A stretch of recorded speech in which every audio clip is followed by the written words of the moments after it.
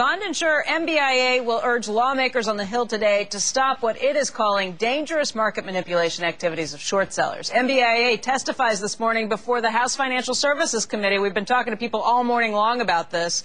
The troubled bond insurer has been fighting to try and avoid a ratings downgrade that would cripple its business prospects. CNBC contributor Herb Greenberg is a senior columnist at MarketWatch. Charlie Gasparino is our on-air editor. Dennis Kneale is today's guest host. And Charlie, start us out with this. What should we make of this argument from MBIA? You know, it's an argument they've been making now for, well, I would say 6 years, right, Herb? I mean, since 5 years. 5 years. Since at least 2002, MBIA has been in this sort of battle with Bill Ackman, who's been short on the stock, at least since then, where they've essentially said two things. Number one, that he's spreading rumors and trying to drive down the stock. And number two, he's feeding this information to journalists, presumably people like Herb Greenberg, who's never far, short seller is never far behind Herb. And Charlie Gasparino in this case. That's right. And improperly driving down the stock. Now, here are some of the ironies here. There's going to be a hearing today, right? I believe Bill Ackman's going to be speaking at the hearing. Yes. Elliot Spitzer's going to be speaking at the hearing, the former New York Attorney General, now the New York Governor. Eric Kneale, who was one of Spitzer's right-hand men when he was working at the Attorney General's office. He's the insurance commissioner. He was one of Spitzer's investigators. Guess who they investigated way back then? They investigated MBIA's charges that Bill Ackman was fooling with the market. So we have one-stop shopping here. The senator, the congressional committee can go right to Elliot Spitzer and ask him point blank, do you think Bill Ackman's a crook and MBIA is right? And, you know, the hearing won't last much longer after that. All right. So, Herb, does this sound a little like the same arguments we've heard from Patrick Byrne before? Patrick Byrne and many, many others who have to stand in line for years after their companies have been pummeled complaining about the short sellers. And in this case, what I think is really fascinating, and gosh, I hate to agree with Charlie Gasparino, but you have to go back in December. This is a report, a 60-page report. December 2002, Bill Ackman wrote this report. What did he write about?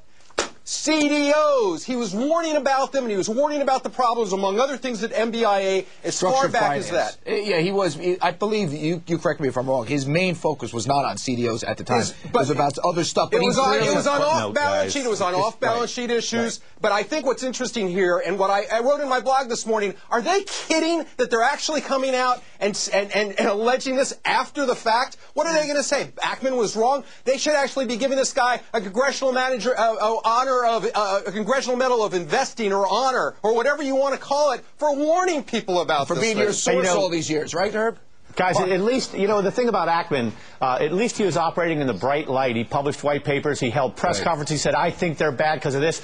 And most times when companies blame short sellers, and so the only thing I have to say on the other side of the argument is short sellers, they do operate in a very sleazy way. They often plant rumors that are... You know what? I've been listening to you guys. My turn. They plant rumors that are utterly untrue. They make tips to the SEC for investigations, and then they tell reporters, hey, the SEC is investigating, and many times there is no fire there. There is no smoke there at all. Dennis, here's the problem. Here's the problem. Most reporters, you know, actually check their facts when they when you get a call from a short seller about X, Y, and Z. And listen, I don't cover the markets of penny stocks, so I don't generally get those sort of calls from short sellers. Charlie, more than ever before today, we report rumors. You go on air with rumors that are often right and rumors that are sometimes wrong. And more than ever before, you know, we're doing that, and short sellers use that to their advantage. Dennis, no offense. I would never criticize you for your editing prowess, but don't tell me about reporting. Dennis, and let me tell you, there's a lot I can tell you about reporting, and you go on air with rumors all the time, Charlie. Of course, and I delineate them, and I say what they are.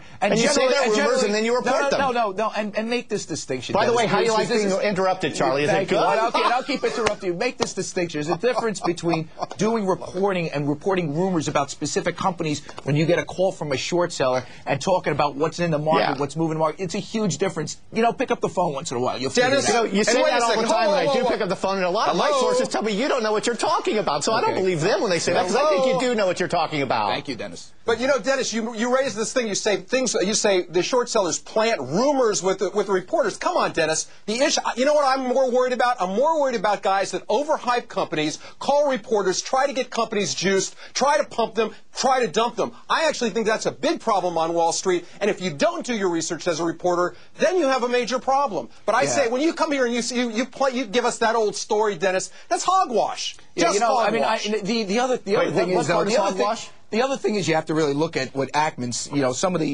the stuff that came out after Ackman. I think it's really fascinating. The rating agencies actually tried to shoot down his report and did it at the time. They basically said that his report was hogwash.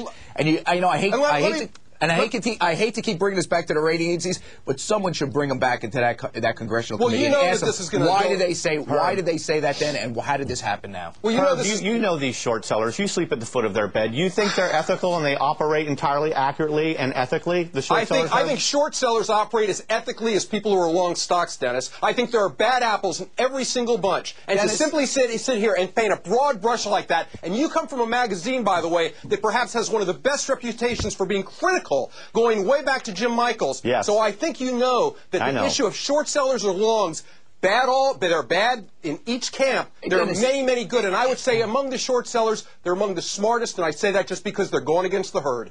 And they're your sources. But Dennis, do you think there's anybody really that great on Wall Street? Can you trust anybody? I mean, this is a cavalcade. This is a combination of conflicting interests. It's our job, essentially, to try to unpack that. The dirty little secret. Sometimes it makes sense to say, here's the rumor that's in the market. Okay. The dirty little secret. Sometimes it doesn't. The dirty little secret of journalism I love to hear it, Dennis. Go ahead. The dirty little secret of journalism. The dirty little secret of journalism is that we have to believe about 98% of what people tell us. Otherwise, we couldn't go on air. Dennis, do you have any idea? Dennis, do you have any idea how many roads people go down? Guys, let me finish the loop. The problem with reporters is we always debunk a positive report because we want to make sure we don't look stupid. But when you hear a negative report, the journalism, we feed on stuff going wrong. So when a short seller calls for something negative, you love it and you go after it. Dennis, are you getting hassles for being too positive on the market lately? No, not at all. It sounds that way. My emails sort of have an indication of that, Dennis. Look, let me... It's up about 400 points the last couple of days, although it'll be down again. So, yeah. But no, I'm just saying that overall we thrive on negative, and short sellers know that, and they harvest that. Dennis, but you still have to do the research, and that's what I think most of us do. Oh, you both of you guys definitely do tons of research, and you're great reporters, the both of you. Thank you, Dennis. Okay, Herb, thank you very much. Dennis is sticking around, and Charlie, we're going to have more from you on happiness of Bank of America. There's not going to be rumors. I swear to God, Dennis, am I okay with you now? You're okay, baby. No rumors. Okay, Gatsby. No rumors. Charlie will be back with a good story for us in just a few minutes' time. Guys, thank you very much.